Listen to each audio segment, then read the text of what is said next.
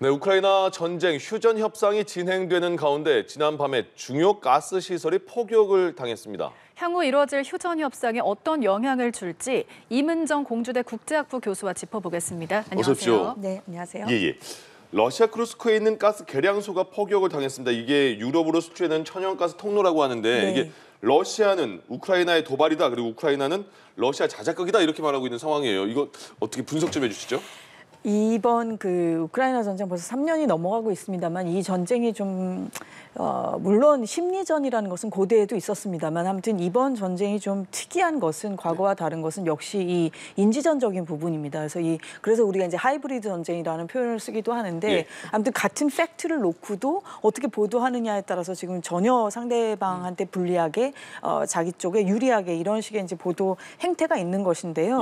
아무튼 지금 앵커님 설명해 주셨듯이 지금 쿠르스크 쪽에 있는 가스 그 시설이 지금 폭격을 맞았고 아마 영상이 지금 나오고 있는 것 같은데 굉장히 불길이 엄청나게 저게 솟아오르고 있는데 아무튼 이제 러시아 쪽에서는 이게 우크라이나가 얼마나 이렇게 진심이 아니고 또 거짓말을 하고 있고 이렇게 휴전 협상이 진행 중인 가운데에도 이런 행보를 여전히 보이고 있다. 이렇게 굉장히 신랄한 비판을 하고 또 우크라이나는 또 자작극이다. 이제 이런 표현을 하면서 결국 이제 아까도 말씀드린 그런 세계 여론 또 내지는 이제 국내 여론을 향해서 이제 상대방으로 손가락질을 하고 있는 지금 그런 모양새이지요. 네. 이 가스 계량소 폭격은 오는 24일에 예정돼 있는 미러 우크라 3자 간 부분 휴전 합의 실무 협상 전에 일어났습니다.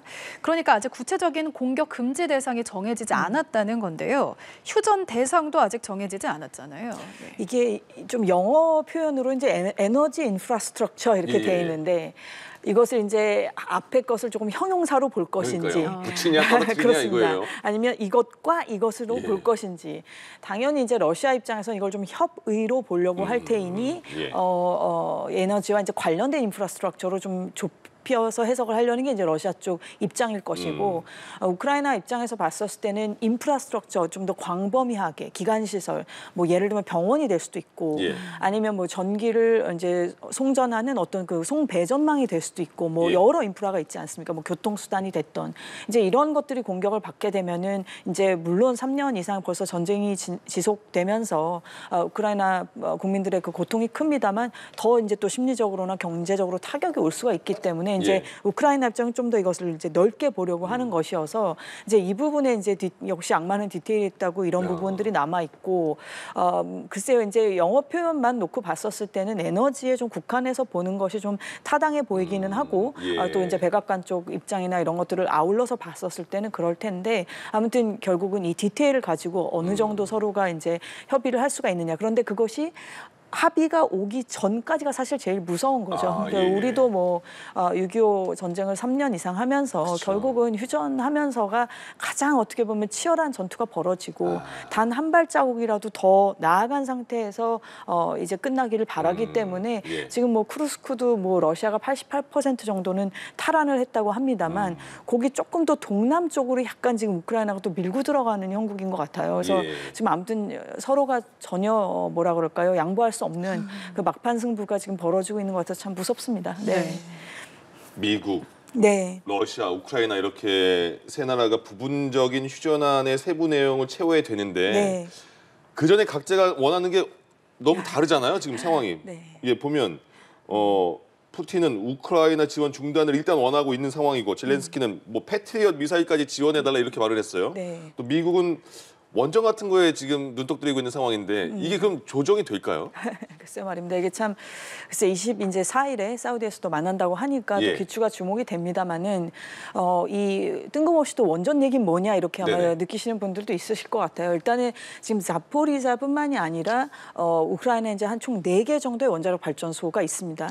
그러면 이제 그 한 발전소당 뭐 우리 같은 경우도 한 6개까지 있는 곳도 있듯이 이쪽도 지금 자포리자가 6개, 뭐 다른 발전소에 4개 4개, 3개, 2개 이래서 합치면 이제 15개 정도의 원자로를 가동하고 있던 나라입니다. 이제 우크라이나가. 근데 이제 자포리자 지역이 지금 러시아 쪽이 점령을 하면서 자포리자에 대한 이제 통제권이 어려워졌기 때문에 이제 나머지만 놓고 지금 또 볼 수 있는 부분이 있고 어쨌든 자포리자는 좀 별도로 이 나머지와 별도로 이게 지금 이제 소위 초미 어떻게 보면 관심사겠죠. 근데 이제 트럼프 대통령 입장에서는 이걸 우리가 관리함으로써 미국이 관리함으로써 이게 앞으로 이제 안보에 도움이 되는 부분도 있을 것이고라는 이제 이런 소위 주장을 펼치는 건데 글쎄요 이제 전후 복구를 생각할 때 우크라이나가 사실 이런 원자로를 통해서 전력을 수출해 왔던 나라기 때문에 히토류를 넘어서서 이제 이렇게 전력 생산에 있어서까지의 어떤 이익까지도 트럼프 대통령이 왜냐하면 히토류라는 건 또 그게 하루아침에 뚝딱 나오는 게 아니지 않습니까? 여러 가지 어떤 뭐 그 광물을 처리하려고 하는 어떤 시설이라든지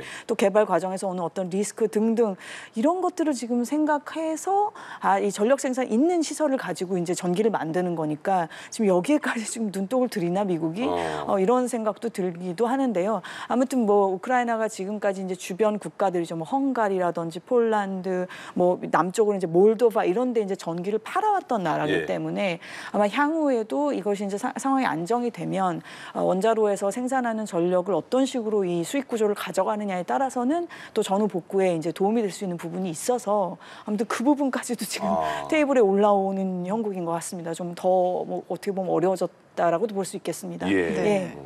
이어서 이제 트럼프 대통령은 우크라이나와 히토류 광물 협정을 곧 서명할 것이다라고 밝혔는데 광물 협정은 이 군사 지원 대가잖아요.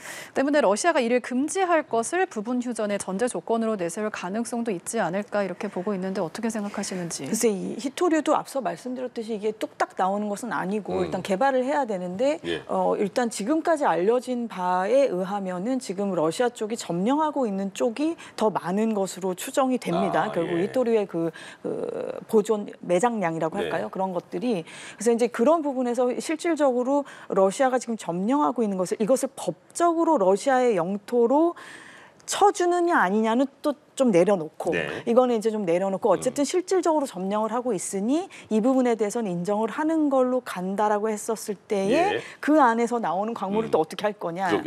라는 부분이 있는 거라서 아무튼 이게 지금 쉬운 문제가 아닐 것 같습니다. 아무튼 이 히토류 관련해서도 물론 이제 그 지역만 있는 것은 아니니 이제 앞으로 이제 그 우크라이나의 어떤 전후 복구 그리고 이제 트럼프 대통령의 주장은 우리 기업이 미국 기업이 그렇게 들어가서 같이 개발을 함으로써 그거 자체가 당신 국가의 우크라이나의 안보에 강화하는 그 측면이 있지 않느냐라는 이제 주장을 펼치는 것이라서 아무튼 이 역시 좀 왕만한 디테일이라고 이 지금 실질적으로 러시아가 지금 점령을 한 부분과 그렇지 않은 부분, 아까 원자력이랑 똑같은 얘기인 거죠. 지금 자포리자도 러시아가 컨트롤을 할 수 있는 부분이니까 여기와 여기는 좀 또 구분해서 아마 협상을 들어가야 되나 그런 싶은 생각도 들어서 조금 아무튼 기추가 주목될 수밖에 없다고 말씀드리겠습니다. 일단 이 종전 협상에는 트럼프 대통령의 욕심이 엄청 많이 들어가 있는 거죠? 글쎄 이제 뭐 엄청난 이제 천문학적 또 돈으로 그 미국 세금인데 미국도 이렇게 세금을 내는 텍스페이어들의 돈으로 했으니 그에 대해서 어떻게 보면 상응하는 조치가 있어야 되는 게 아니냐라고 하는 것이 이제 트럼프 대통령 내지는 이제 그를 또 지지하는 분들의 주장이시니까요. 뭐 그거 부분에 대해서는 뭐라고 말씀드릴까요? 여기서 어떤 정의나 올바름이나 이런 것을 얘기하는 것과는 지금 다른 맥락으로 지금 진행되는 얘기니까. 알겠습니다. 우크라이나도 좀 어느 정도 받아들일 수밖에 없지 않을까 싶습니다.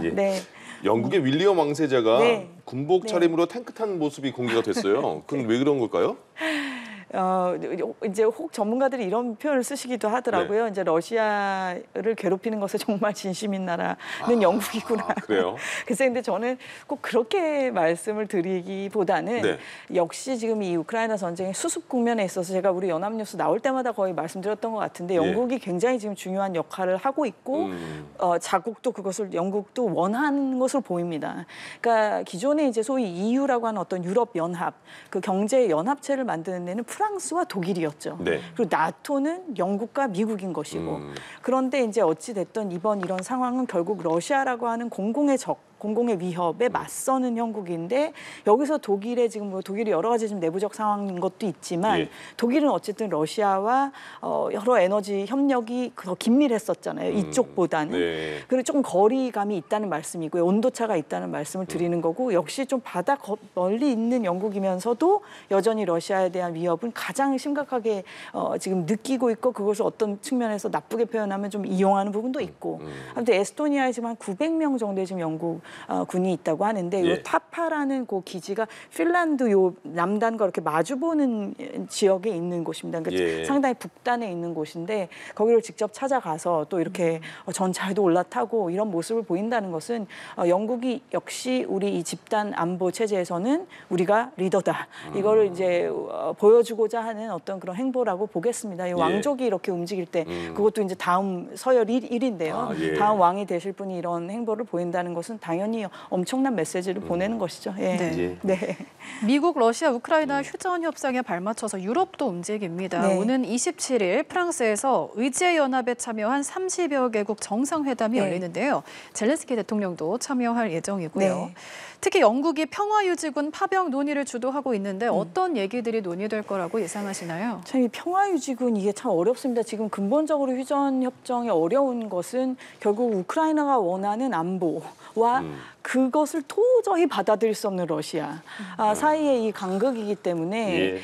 유럽이 이렇게 집단적으로 어떤 군대를 형성해서 우크라이나 계속 남겨두는 것은 뭐 나토의 가입 여부는 또 별개의 논의라 하더라도 네. 그것은 지금 러시아 입장에서는 받아들이지를 못하겠는 것이 있고 예. 그러나 이 정도의 어떤 집단의 안보 체제를 함께 가지 못한다라고 한다면 아까 패트리어트 말씀도 하셨지만 우크라이나 혼자서는 도저히 감당할 수가 없고 심지어는 지금 아까 에스토니아 말씀도 나왔습니다만 지금 몰도바나 발칸도 지금 요즘 어수선하지 않습니까? 예. 다 지금 러시아랑 접경하고 있는 좀 작은 나라들이 엄청난 지금 불안감들을 느끼고 있기 때문에 이건 아무튼 그 러시아를 공공의 위협으로 생각하는 나라들의 연대가 중요한 것은 말할 필요가 없을 정도로 그렇지만 예.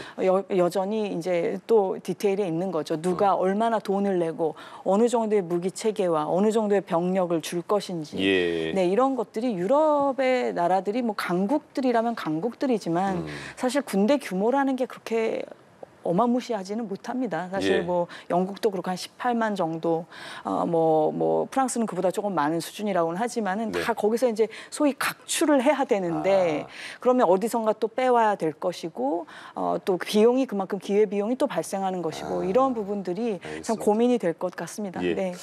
푸틴의 측근으로 불리는 쇼이구 서기가 김정은 위원장 만났습니다. 북한으로 네. 간 거잖아요. 네. 그러면 어떤 내용이 오갔을까? 그리고 또 그러면 조만간 김정은 국무위원장도 러시아로 가서 푸틴을 만날 것인가? 어떻게 보세요?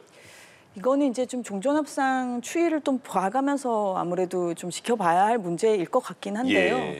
아무튼 이 쿠르스크 상황에서 상당히 지금 북한이 기여를 하는 것으로 지금 드러나고 있기 때문에 이게 네. 1차 파병 때랑은 다른 형국인 것 같습니다. 예.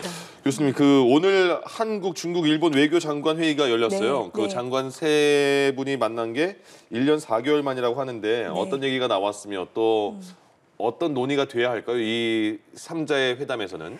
네, 이게 2023년 11월에 이제 우리 부산에서 만나시고 나서 이제 처음으로 있는 것이라서 참 오랜만인데요. 네.